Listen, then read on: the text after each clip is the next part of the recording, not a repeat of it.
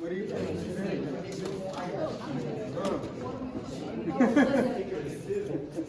Whatever, huh?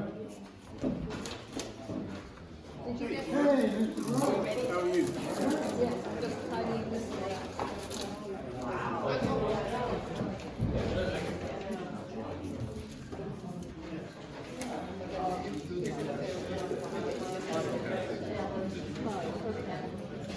Yes, yes.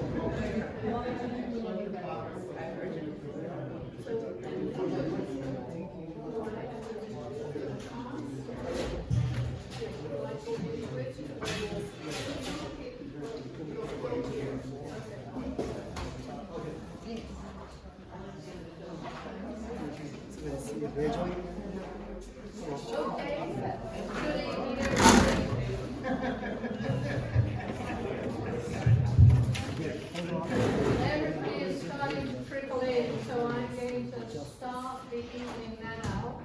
Although we're hoping that before the evening's over, there will be many more people here. My name is Sally Brock. Together with Megan Nettleton, who's here somewhere, I'm the co-president of the League of Women Voters of Tompkins County. The League is sponsoring this event with the support of many local organizations, some of whom are with us this evening, and to whom I extend my thanks for the support of what we do. We also received a grant, a financial grant supporting increased voter registration amongst the incarcerated and recently incarcerated from the League of Women Voters Education Foundation. We also received a second grant for similar voter registration for new citizens, and another event will be taking place later this month. The League of Women Voters is non-partisan. We're committed to defending democracy and empowering voters. We encourage the informed and active participation of citizens in government. The League believes diversity, equity, and inclusion are priorities shaping our future. We also believe emphatically in the importance of civic engagement by all, and the need for all individuals to understand the value and importance of their ability to vote. We work hard to register all people aged 18 and over to vote. We recognize the history of our local community and acknowledge that Tompkins County is located on the traditional homelands of the Gayakono, members of the Haudenosaunee Confederacy, an alliance of 6 sovereign nations who have a historic and contemporary presence on this land. We recognize the painful history of Gayakono dispossession and honor the ongoing connection of Gayakono people, past and present, to our community. At the same time, we should acknowledge that we're now living in a society built on the backs of slaves and the labor, health, and wages stolen from those slaves, immigrants, and women, and that today tolerates new Jim Crow laws and mass incarceration.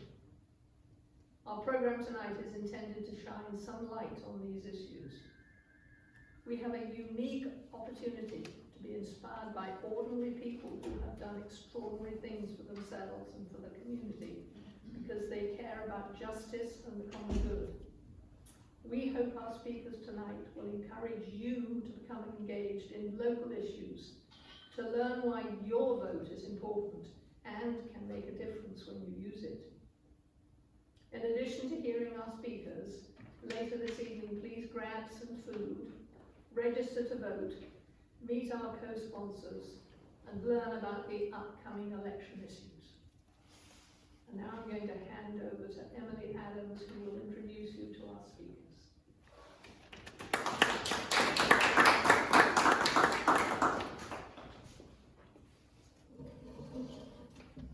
Our first speaker will be Sing Trees. And I know Sing Trees as a local singer with the band Sing Trees and Stone Cold Miracle, and maybe you do too. But she's also a wife, a mother, a songwriter, a playwright, and director.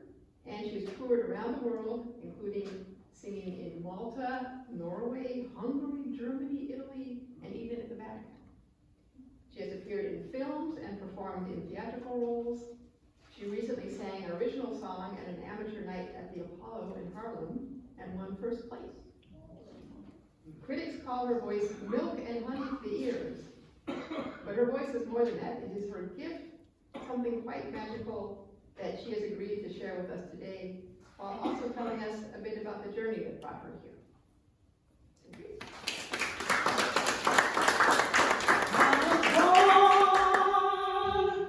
By the river in a little tent, oh, and just like the river I've been running ever since.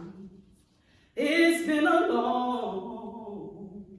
long time coming, but I know that a change is gonna come. Hello everybody, I am Sing Trees, and it is a pleasure to be here today. Normally I don't really speak a lot. I'm more the person that sings and kind of get my message out in that particular way. So with that song that I just sang, Change is Gonna Come, Sam Cooke did that back in when we were running for civil rights and stuff like that and going through that change in life. And when I heard that song as a young child, it did something to me and it registered with me and it's been staying with me all my life. So my story today is just, basically I saw these questions on the chair and I was like, you know what? I think I'm just gonna answer some of these questions that are here. Am I a registered voter? Absolutely, absolutely. I learned when I was a teenage mom, so I didn't get a chance to vote when I was 16. I didn't know anything about, I wasn't very political. Let me say that, I'm gonna be totally honest. I wasn't very political. My mother and father used to be political, but they really didn't talk about it to us. It was kind of like, this is an adult thing, you know, you don't really need to know all this. And it wasn't really, my mother, I knew she voted, but she didn't ever talk about it. So it was like an unspoken thing in the house. And then when I was with my dad, honestly, to this day, I still don't know if my dad voted. I have voted. But I do know that they were prominent people in the community, that my mother was a bartender, and she always changed people's lives when she met with them.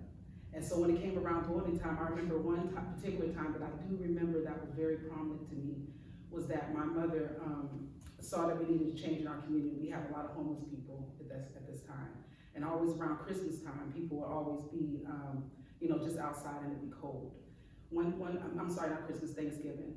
So my mother ended up having like cooked all this food. And I'm like, why are you cooking all this food, Mom? What are you doing? You know, and I'm young.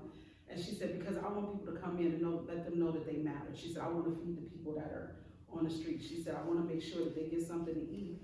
She said, but I also want to tell them that they can still vote. And that was the first time that really registered to me about my mom and voting. And it was like, so what is this voting thing? I'm gonna take you back to Reagan. Y'all remember when Reagan was out there? He was an actor, so that's all I really knew about politics. Was like, oh, well, actors can run, people like me can run. So he was regular to me as far as I saw. So taking us to this time in history of now, the way it affected me was I have seen people that look like me, and I talk to people that look like me that are in prominent positions in the political realm. And when I see that, it makes me get more excited about who's going to be in office, who we're voting for, how are they going to change what's going on in our community. And I tell you, I get to know people, like even the people that we have to vote for here, I get to know my people. Because I feel like I don't want to just put somebody in office because they look like me. I want to put somebody in office that is going to make a difference. So no matter what's going on in our lives today, I ask that you vote, that you get people to go out and vote and tell them, hey, you matter. Every single person that votes matter, because we can make a change as a whole together, but we can't make a change by being separate and being, everybody's in their own little pot. But I know that if we come together as one, I know for a fact that we can make that change. And so that's why I started with that song. And then I found out that the next question was, do you plan to vote? Oh, absolutely, I plan on voting in November. And I plan on bringing a whole bunch of people with me as well to vote. I don't care what they vote for, because I think, that was the thing. We're so caught up in what other people believe. And every single person in this particular building has their own belief. And I feel like your vision is not the same as mine, but I do want you to vote, and I want you to be conscious of your vote and say, how will this affect me? Because your vote, whoever you vote for, it affects the next person. Because if your person wins and he ain't right, it affects every single one of us. So we need to take that and be a little bit more serious about that. Another question was, has a relative or friend of yours ever been incarcerated? Yes.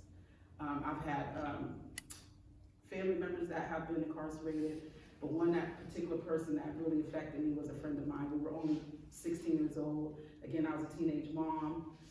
He had gotten in trouble. He didn't have any legal thing to help him, so he ended up going to jail for like 15, 20 years. And he was innocent, but he was at the wrong place at the wrong time with the wrong people. And that, again, sparked something in my head at 16 to be like, wow, he didn't have any help with what's going on. So later in life, I ended up going to school for criminal justice, because I wanted to fight for people that looked like me, that didn't have a voice. And so the way I do that is by singing songs that I normally sing. And one song that I wrote that I want to share with you, I'm going to wrap it up. We don't have the instrumental, so I'm going to sing it a cappella if y'all don't mind. But the song that I'm going to sing was one of the very first songs that I ever wrote. And the song is called I'm Waiting. And it was about people being incarceration. We fail to understand that is somebody's son, somebody's sister, somebody's daughter, somebody's brother, somebody's uncle, somebody's cousin, somebody's aunt. People that are in jail, we cannot forget about them. They matter. And I kind of get emotional about it, because they are forgotten, because that is a whole nother world. And so when I wrote the song, it was called, I'm trying to find the song, sorry.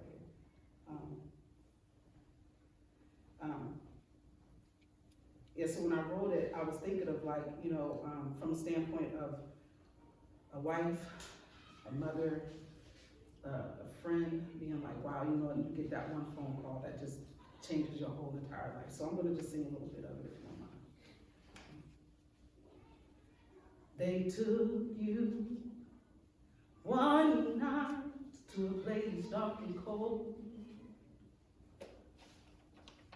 They said one call is all you get,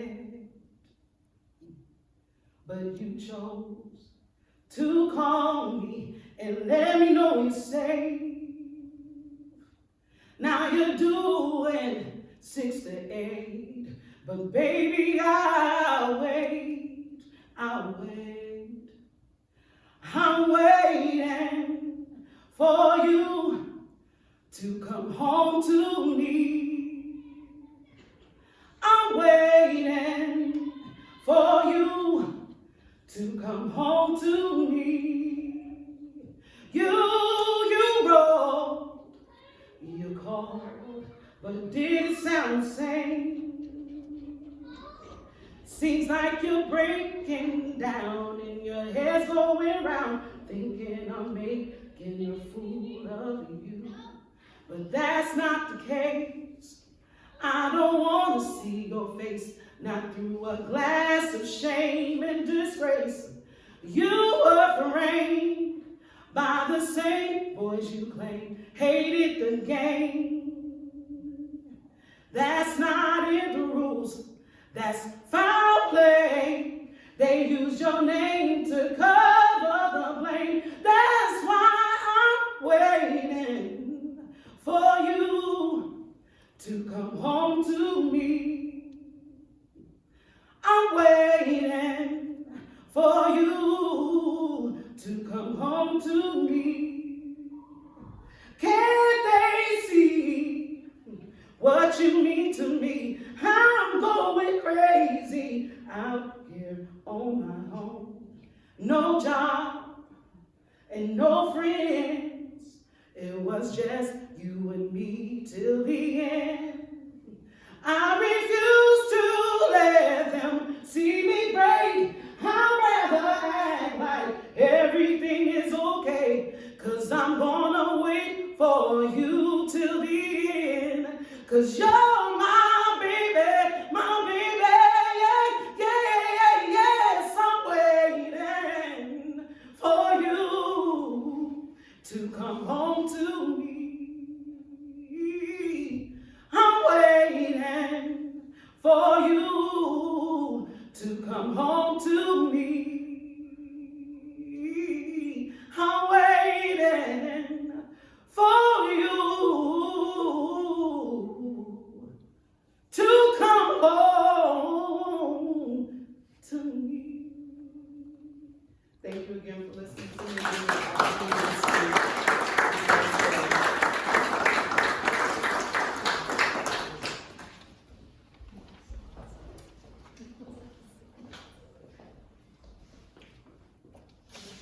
Everybody tissue? Thank you so much for coming, St. Trees. We know Good you luck have with to your- leave. Yeah. Sorry. You squeezed this in. Does that come on? Yes. Can we ask speakers to hold it? We can't hear when they're over here. Oh, was it? I don't mean singing, I mean speaking. Oh, okay. Well, yeah, we can get it closer. Yeah. People can, yeah. Back in the back. Is this better? If I haven't designed this close to the microphone? Yeah. Okay. All right, you can tell people to get closer or hold it. All right, our next speaker is Ken Clark. And Ken Clark Sr. is the director of the Tompkins County Office of Human Rights. Over the last year, he has helped facilitate a new coalition of organizations that aims to promote local civic engagement, called Your Voice Plus Your Vote, or YV2 for short. Over there. He has worked closely with the Tompkins County League of Women Voters, a co-sponsoring group of YV2. Ken is the past director of Cornell United Religious Work and a past director of the Center for Ethics and Religious Affairs at Penn State. He was also an instructor in African and African American studies during his Penn State years. An ordained minister, Ken's work has been engaged at the intersections of faith, social justice, human rights, immigration, and civic engagement.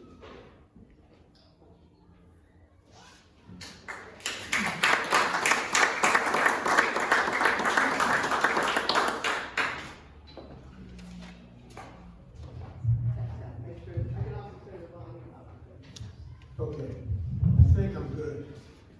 Thank you and good evening. I want to talk just for the next few moments about why voting matters. Why does voting matter? The Leadership Council on Civil and Human Rights, a coalition of over 230 national organizations, tells us that voting is the language of democracy. Or put another way, voting is voice. A voice to choose officials who represent our interests, whose decisions impact our lives, families, and communities. Democracy is about expansion. I will say again what some of you have heard me say previously. The late Vincent Harding, a remarkable historian, activist, senior advisor to the Dorothy Cotton Institute in Ithaca, who was his good friend, confidant of Martin Luther King Jr., said that democracy either expands or it dies. Historically, we've seen the expansion of democracy through voting. Through constitutional amendments and legislation, voting expanded beyond the domain of educated white men to people of color, women, persons with disabilities, low-income citizens, and Native Americans. That said, there are currently nonetheless well-organized, well-funded groups in our society who do not want a further expansion of democracy.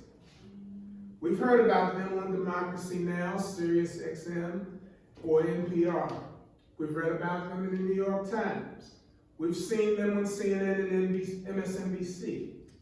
They are committed to the contraction of democracy, to limit it, truncate it, undermine it.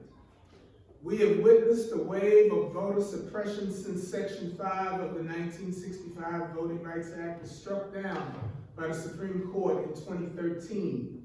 Section 5 prohibited changes affecting voting in certain states or counties of certain states with a history of racial discrimination unless they were cleared by the Attorney General of the United States or the U.S. District Court of the District of Columbia. Since Section 5 was gutted, claims of voter fraud have become a huge gaslighting strategy. Experts tell us fraud is minimal in American elections. We've seen the closing of polling places, resulting in people driving far away from home to find a place to vote. The reduction of voting hours, efforts to undermine voter registration at DMVs, attempts to redraw local districts to weaken Black and brown voting power, efforts to keep the formerly incarcerated off voting rolls. We've seen attempts to intimidate voters standing in line by self-appointed deputies. All of this tells us something. Voting must be important because of the vast effort to suppress it. The voter suppressors are afraid. They are afraid that the communities they target, people of color in particular, and other marginalized groups will weaken them politically and vote them out of office. The resistance to voting tells us there is power in voting. For those who take a dim view of voting, who feel voting doesn't change things, that there's no point to voting, I say think again. There's power in voting. In the voting booth, we can vote for policies and for people who represent our interests. In the voting booth, we can decide how and where funding is sent. In the voting booth, we can vote to improve education and health care. We can also vote for how our tax money should be spent. When we vote, we make ourselves eligible for serving on jury duty. Lists of jurors are created from voter registration rolls, list of state taxpayers and licensed drivers.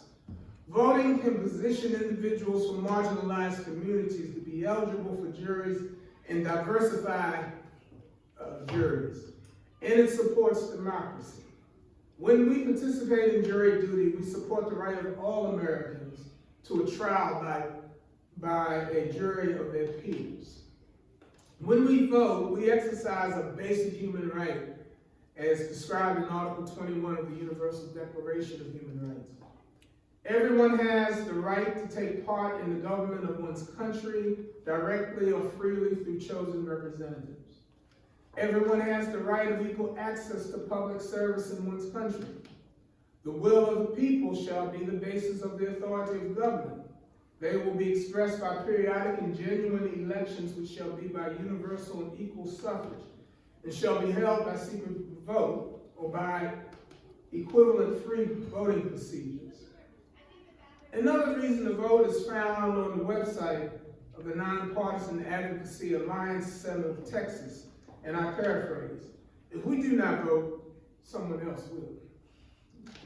My ethics professor in the Divinity School put it this way: not to decide is to decide. Someone else will decide the laws that affect our families and us. Others will step in the gap our absence has created. They may not share our values. The vote is one instrument we have to register our convictions. There's value, there's power in the notion of one person, one vote. The late Congressman John Lewis, civil rights hero, once said the vote is the most powerful nonviolent tool we have in a democratic society.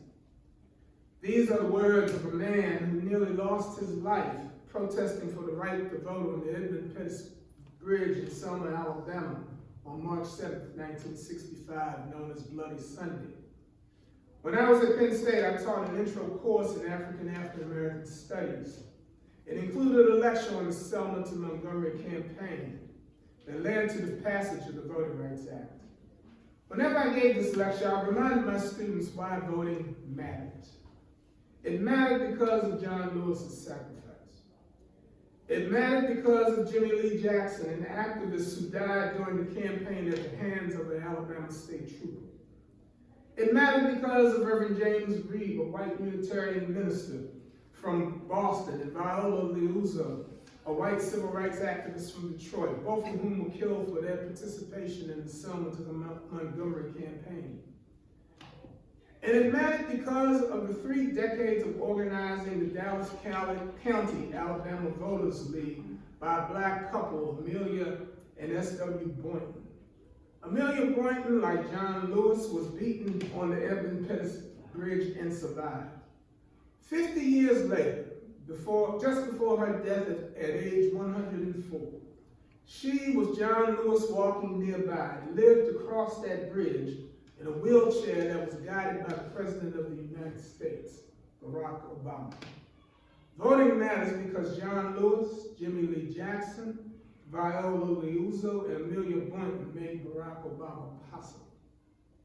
This, among many reasons, is the reasons why voting matters.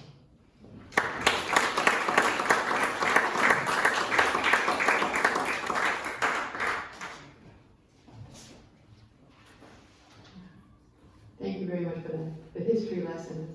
It's one we can all hear again and again. Our third speaker is Marquand Frederick, a senior at Cornell from Richmond, Virginia, studying government. On campus, he serves as the vice president of his fraternity, Alpha Phi Alpha, which is the first intercollegiate fraternity for black men. Outside of his chapter, he is heavily involved with political advocacy and local government work. Currently, he interns for the U.S. Conference of Mayors, a DC-based nonprofit that works to improve the conditions of cities across the country and to assist mayors in their leadership. Upon graduating this spring, Marquand hopes to return to Richmond to earn his master's in public administration before ultimately pursuing a career in public service. Thank you, Marquand.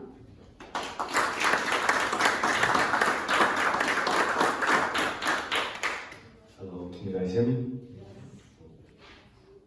Thank you guys so much for having me. It's a pleasure to be here today. I wouldn't be Gen Z if I didn't have my phone. I'm reading off of this. Okay. Before I begin, I ask that you guys close your eyes for a second so that we can reflect on something. How many of you guys have lost something that you really cared about?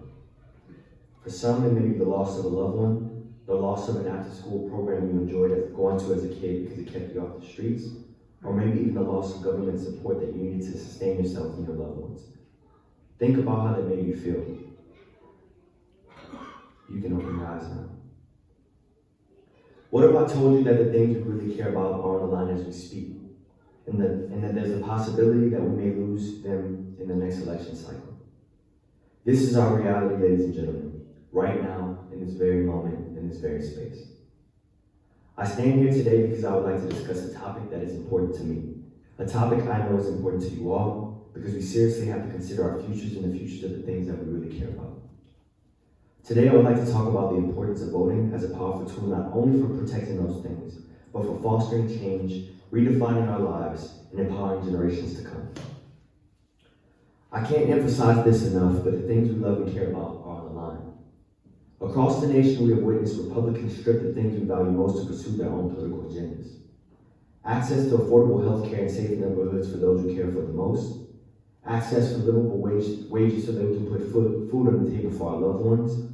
And access to safe neighborhoods and good school systems so that our children can experience better lives than we were provided growing up. All of these things that we care about are being stripped from us right in front of our faces. If you don't believe me, look at Congress. Legislators have not only weakened protections for legal abortions in marginalized communities from being discriminated against, but they have also caused government shutdowns as they embedded these policies into must-pass funding legislation. In states across the country, the right to vote is becoming more restricted than it has already been, making it harder to receive assistance at the polls and to mail-in ballots, depriving even more citizens, not just the incarcerated in communities of color, the right to vote. In Florida, well, there's no need to even talk about that. I want you to look right here in Ithaca, where the cost of living is high and unionizing for livable wages and better working conditions is met with layoffs and relocations. Nationwide, the things we love and care about are being stripped from us to meet partisan agendas. Ladies and gentlemen, I'm here to tell you that it is up to us to protect the things we care about before they are gone. And to do that, it is our responsibility to vote. Voting is a means of empowerment and representation. It is a way for us to break the chains of systemic oppression, to challenge policies that perpetuate racial disparities, and to elect leaders who genuinely understand our struggles. Through voting, we have the power to choose representatives who can enact change from the inside, individuals who will advocate for criminal justice reform, equitable education, and economic opportunities. For those who have experienced this system, I understand that the path to reintegration can be tough.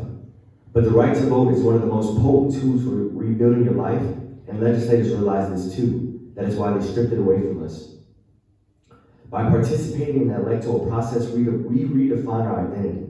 Furthermore, we are given the space to tackle the conditions that lead to crime and incarceration. In fact, voting gives us the opportunity to advocate for policies that focus on rehabilitation, education, and support for individuals re-entering society, allowing us to work towards dismantling systems of oppression and investing in our youth, creating a brighter future for them and for us. So let's not forget about the power of our collective vote. As a community, we have the potential to be a formidable force, a voice that cannot be ignored. When we come together and vote, we can bring about the change we desperately need in areas like criminal justice, healthcare, affordable housing, and economic development in our communities. It's crucial to recognize that our challenges and concerns don't exist in a vacuum. Issues like racial discrimination, job opportunities, access to quality education, and healthcare disparities are interconnected. Voting is a way to address these issues at their roots and to ensure a better future for ourselves and the generations that follow. Now, I understand that some of you may feel skeptical about the political process given the injustices many of us have faced. I know I felt skeptical myself, doubtful that my voice even mattered or that it would have an impact on the outcome of an election. I came here to tell you that your voice not only matters, but that it matters more than ever right now, in this very moment. Consider the 2016 election and its impact on the Supreme Court. Conservative justices were given lifetime appointments to dictate our lives, taking away the federal protections put into place to make reproductive decisions and to have access to elite institutions. We are at a point in time where the things we love and care about most are on the line. Our vote not only influences who we elect, but the people that they appoint, in our city, in our state, across the country, and around the world. So to all the people who look like me or can relate to me in some way right now, I want you to know that our generation holds immense power in shaping the future of our nation. To my brothers and sisters, our ancestors fought tirelessly for this right. The struggles of the civil rights movement and the sacrifices made by those who came before should not be in vain. When we vote, we honor their legacy and keep the flame of justice burning. We must recognize that the power to influence change begins with a single vote, and it is our responsibility to wield that power. And to my young people, we have fresh perspectives and innovative ideas that can drive progress in our country. Our lived experiences are different from those of older generations, and this diversity of thought is essential for creating policies that address the unique challenges and aspirations of our generation. By voting, we ensure that our voices are heard and that policies align with our future, with our vision for a better future. I encourage you all to vote like our lives depend on it, because truly, our livelihoods do. We all know what it feels like fighting for things we care about. It feels as if change occurs slower than we want it to. But I want to emphasize that change will not occur at all without our participation. Great change does not happen because of sheer generosity and altruism from those in power. Change is the result of a response to a call so loud that it cannot be denied. A call so loud that action must follow. We've been calling, it's time that we make them hear us. And our greatest tool of amplification for that call is our vote. It's your vote. So, in closing, I want you guys to repeat a couple of things with me. Our voices are powerful. Our experiences are valid. Our future is worth fighting for. Voting is not just a civic duty, it is a statement of our resilience and our commitment to shaping a better tomorrow and protecting the things we love and care about. I urge you to embrace your right to vote. In doing so, we can become the architects of our own destiny, breaking down the barriers that have held us back for far too long. Our voice matters, our vote matters, and together we can create a brighter future for ourselves, our families, and our communities. Now is not the time to be on the fence. The things we really care about are on the line, so we must be on the front lines in this fight to protect the things we love. The choice is yours. Thank you.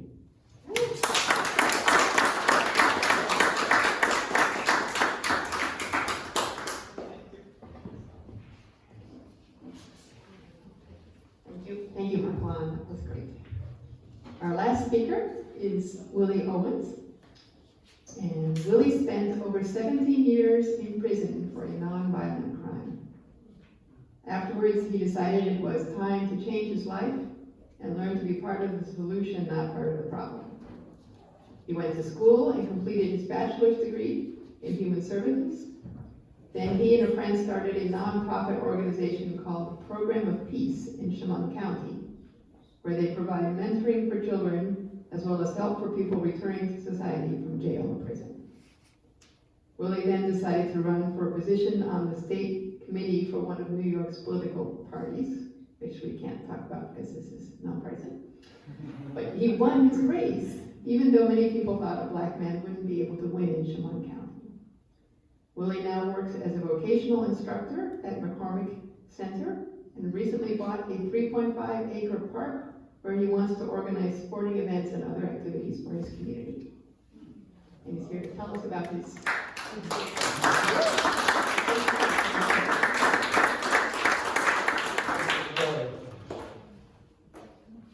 Thank you. First of all, I'd like to thank the League of Women Voters for inviting me.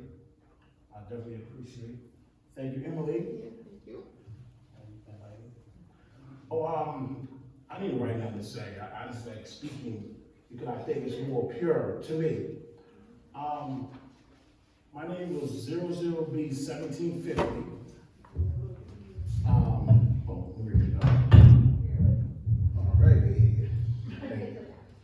All right, my name was 89C1341. That was my first name. My second name was 00B1750. That was my second name. So accumulated over 17 and a half years being incarcerated for nonviolent drug distributing, basically.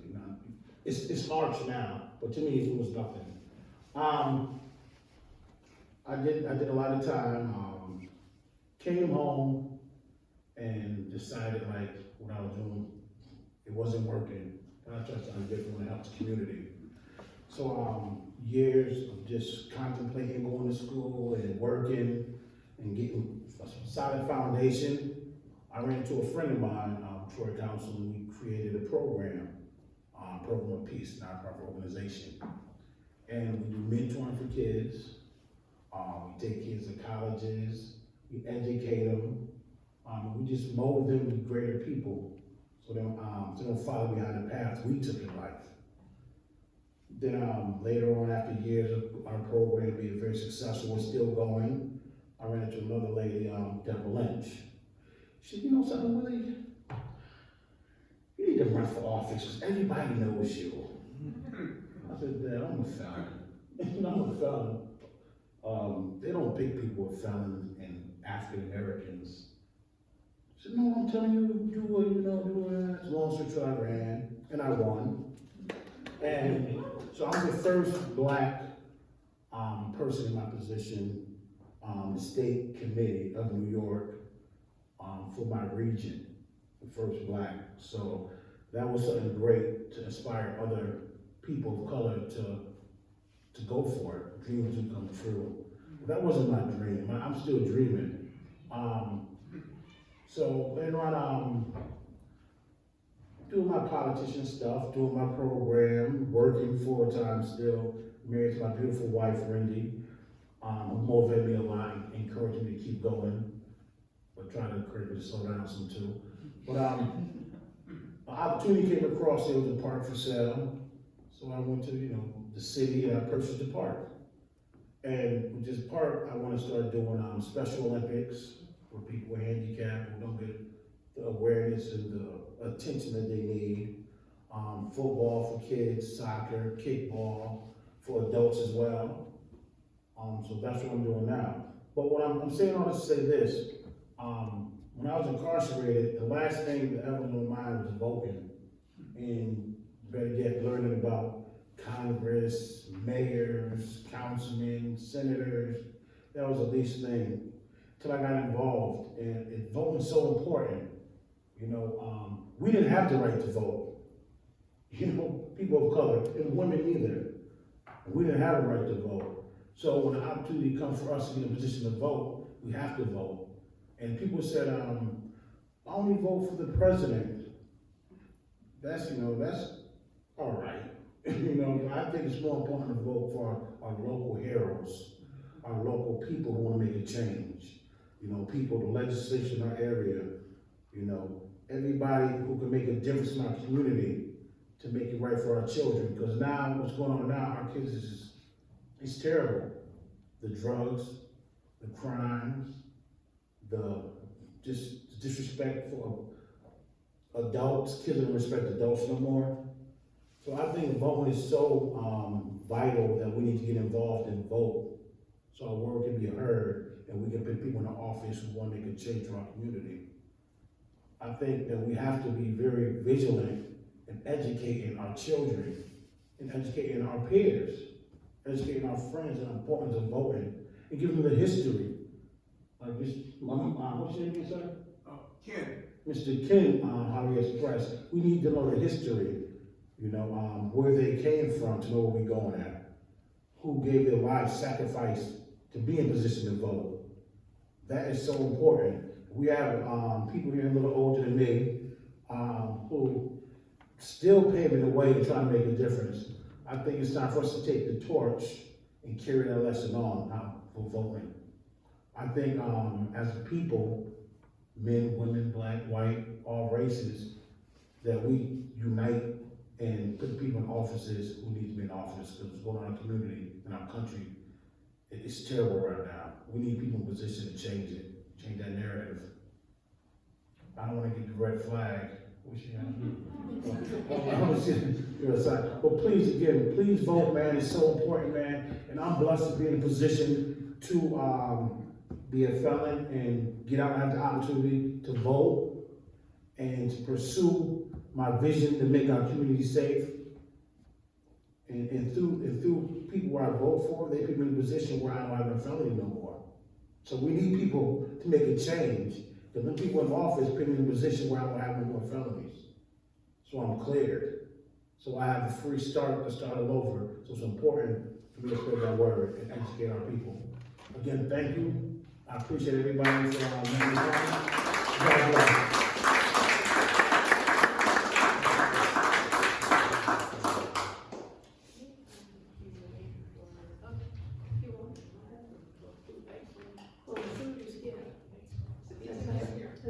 Yes, let's have another round of applause for those speeches that sent shivers down my spine.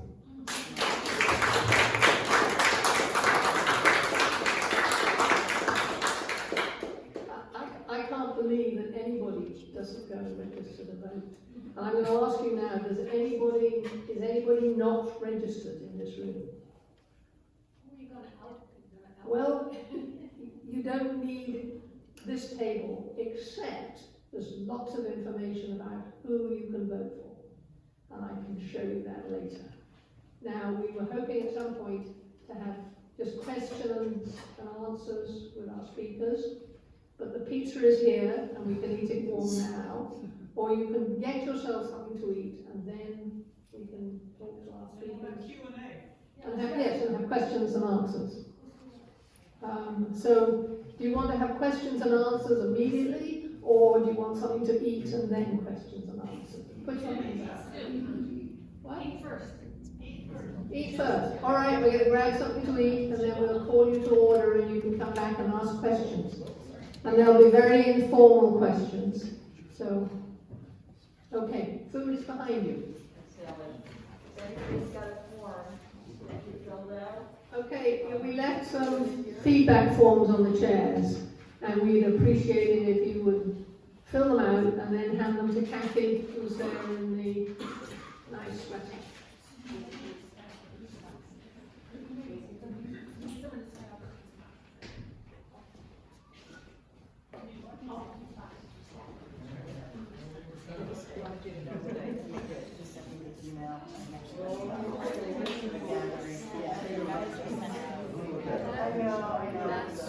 That's all the that's all the this gives you all the dates. On the 18th, that'll be live with everybody's statement. Next week. Yeah. Anything else?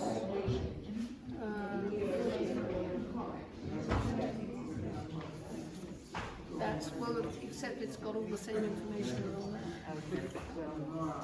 Yes, it's. You spend all the time here.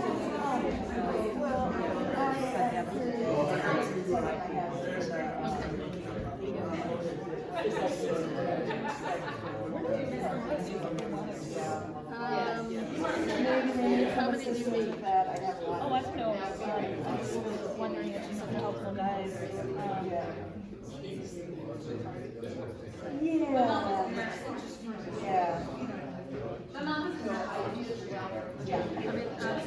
I can print some more. I mean, we want some more here. Yeah. This is got all the dates on it. So, which is a lot of information. This covers the whole state. This is comes to. I'd like to Margie. I met Margie coincidentally at an event, and I learned that she dogs.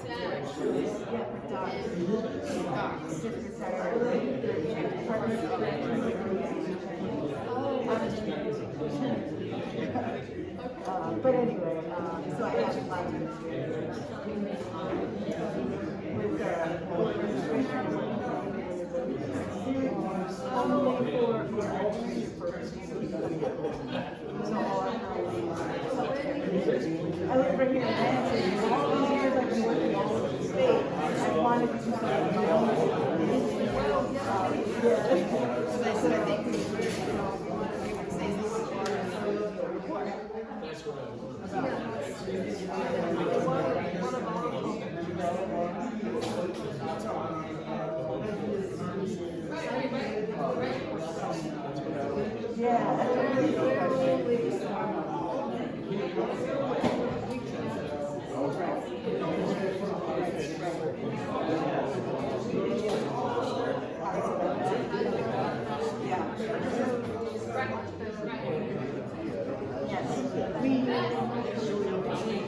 Yes, and not really necessarily come from a small one, because that's